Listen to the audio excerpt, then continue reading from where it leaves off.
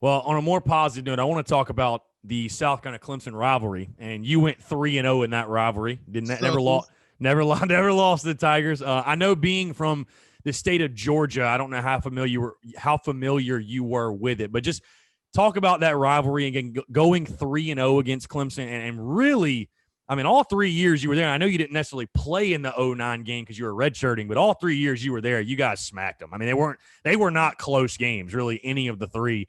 Um, just talk about how quickly did you find out how big of a game that was, and just your experience overall in that Carolina-Clemson rivalry.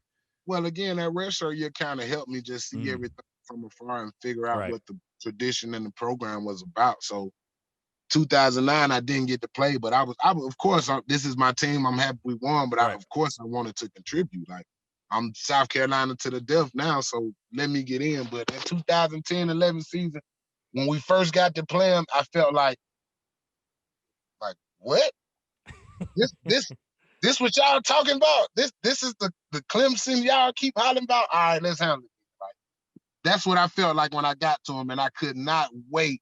Like, I literally felt like I was from the state of South Carolina when we Mm, played those guys. Because my rivalry, I was more so mad at UGA for not recruiting me. You know what I'm saying? So for the sure. Georgia thing was big for me, but Mm, as far as Clemson, man, I can't stand them. I literally got a guy that I went to high school with, best of friends.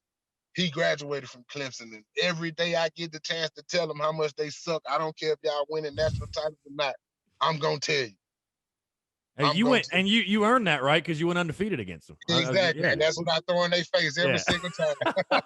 Well, I was gonna say the Georgia thing too. I mean, you went in the games you played in, you went undefeated against them as well. Because I mean, Yeah, 10, we but all know what the offensive line did, shoving them around, and then 11 is one of the craziest games in the history of the series, the 45-42 game.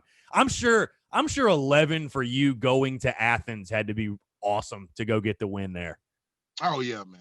Oh yeah, definitely, definitely. Cause man, just the hype around the game, man, and again, I always felt like Georgia was overhyped coming into the year. So every year we showed up to them like, man, let's go on and do what we know we can do to these guys. Because Mm, I was lucky enough to beat all those guys: Georgia, Florida, Tennessee. The only team we didn't beat when I was there was Arkansas and Auburn. mm. Those are the only two teams I didn't get to beat. But just those teams, man, you literally went into them games like with a chip on your shoulder. Mm. Like, we gotta have these.